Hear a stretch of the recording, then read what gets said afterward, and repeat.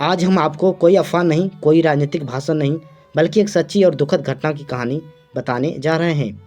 यह कहानी है बांग्लादेश की, जहां एक हिंदू युवक की जान चली गई और सवाल उठा कि क्या आज भी किसी को सिर्फ उसकी पहचान की वजह से मार दिया जाता है।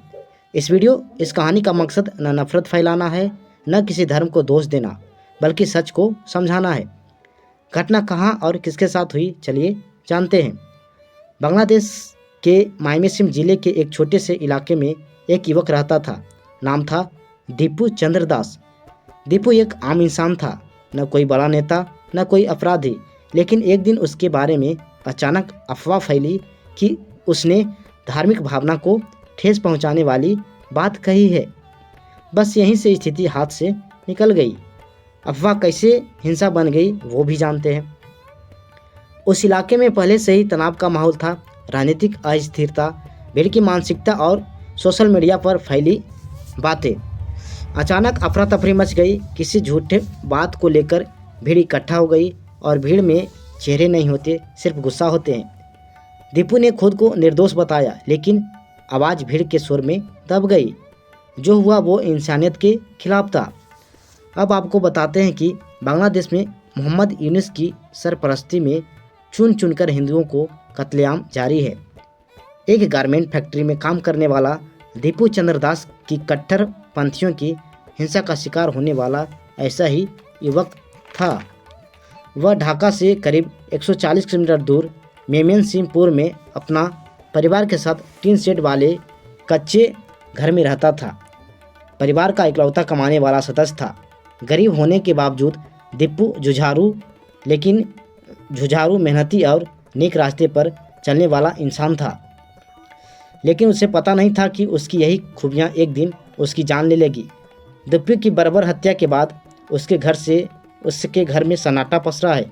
पत्नी मेघना रानी घटना के बाद से सदमे में है और चुप चुप रहने लगे हैं। बेटी दीपिका इतनी छोटी है कि वह पिता की मौत का मतलब तक नहीं समझ पा रही है। वहीं माता पिता भक्त रविदास और शेफाली रविदास बेटे की हत्या के बाद गहरे सदमे में हैं, जबकि दो भाइयों अप्पू दास और ऋतिक दास के चेहरे पर दहशत पसरी है। मीडिया रिपोर्ट के मुताबिक दीपू के पिता ने भारी दुख के साथ पूरे वाकये को विस्तार से बताया। उन्होंने कहा कि दीपू ने ग्रेजुएशन किए हुए था। इसके बाद वह नौकरी की तलाश में था। गारमेंट फैक्ट्री में नौकरी तो तय पद से ज़्यादा आवेदन आ गए। इसके बाद फैक्ट्री मालिक ने लॉटरी के जरिए भर्ती का फैसला किया। इत्तेफाक से दीपू का लॉटरी में नंबर आ गया और उसे नौकरी मिल गई। पिता भक्त रविदास ने बताया कि बेटा दीपू अपनी मेहनत की वजह से फैक्ट्री मैनेजमेंट की नज़रों में था और इस बार उसे प्रमोशन देने पर विचार हो रहा था। लेकिन इस बात से नौकरी न पाने वाले लोग चिढ़ गए। उन्होंने पहले उसे नौकरी छोड़ने के लिए धमकाया। जब वह नहीं माना तो उस पर इस निंदा का झूठा आरोप लगाकर मार डाला। इसमें फैक्ट्री मैनेजर और पुलिस के लोग भी शामिल थे। एक स्थानीय हिंदू व्यक्ति के मुताबिक जब लोगों ने दीपू की हत्या की बात सुनी तो पूरे समुदाय में डर फैल गया।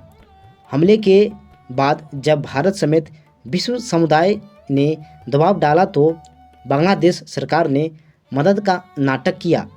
सरकार ने अधिकारियों ने पीड़ित परिवार को महज 25,000 टका नगद, केबल सिलाई मशीन और खाना दिया। जब इस खाना पूर्ति की आलोचना हुई तो 1 लाख का चेक और दिया गया। लेकिन यह पीड़ित परिवार के लिए कुछ नहीं था। हालांकि इस मामले में अफसोस की बात यह है कि इस निंदा का जो आरोप लगाकर दीपू चंद्र दास को मारा गया, जांच में वह फर्जी पाया गया। साथियों, ये बांग्लादेश की सच्ची घटना है जो आज 2025 में इस तरह की घटना घट रही है। पहले उस पर झूठ मूठ का आरोप लगाया गया, फिर उन्हें पूरी तरह से पीट कर हत्या की गई और फिर उसे एक पेड़ के साथ लटकाकर उसे जला भी दिया गया। अगर आप सोशल मीडिया को अगर आप देखते हैं, न्यूज़ देखते हैं, कुछ भी चलाते हैं तो ज़रूर आपके सामने ये आए होंगे जो देखकर किसी का भी दिल मचल गया, क्योंकि इतनी बुरी गति से दीपू चंद्र दास को मारा गया कि उसे कह नहीं सकते, उसे हम बखान नहीं कर सकते। लेकिन जो भी हमने कही है क्या सही है या गलत है, आप ज़रूर मेंशन करें, और जो भी गलत हो वो हमें राय दें ताकि हम सुधार करें। और ऐसा ही वीडियो को देखने के लिए हमारे चैनल को भी सब्सक्राइब करें, शेयर करें, और कहाँ गलती है कहाँ त्रुटि है वो भी बताएं ताकि हम सुधार करें। तो साथियों, इस तरह की घटना जो घट रही है 2025 में, ये बहुत ही निंदनीय घटना है, ये नहीं होना चाहिए। अब सरकार से भारत सरकार से आशा करते हैं कि कुछ इस पर कार्रवाई करे ताकि आगे ऐसी घटना ना घटे, क्योंकि बहुत सारे देशों में हमारे भारत के निवासी काम करने के लिए जाते हैं, अपना भरण पोषण करने के लिए जाते हैं। अगर इस तरह की घटना घटती है तो बहुत दुखद घटना मानी जाती है। तो सरकार से ज़रूर आग्रह करते हैं पूरे भारतवासी की इस पर कुछ कार्रवाई करें, तभी जाकर कुछ हालात सुधरेंगे आगे, कि भविष्य में ऐसी घटना नहीं घटे। तो साथियों, इस कहानी को सुनने के लिए आपको बहुत बहुत धन्यवाद। आप हमारे वीडियो पे, हमारे कहानी पे ऐसा ही आते रहिए और चैनल को सब्सक्राइब जरूर कीजिए। आज का हम वीडियो यहीं समाप्त करते हैं, कहानी समाप्त करते हैं। हम फिर मिलेंगे एक नए कहानी के साथ। तब तक के लिए धन्यवाद। वंदे मातरम। जय हिंद।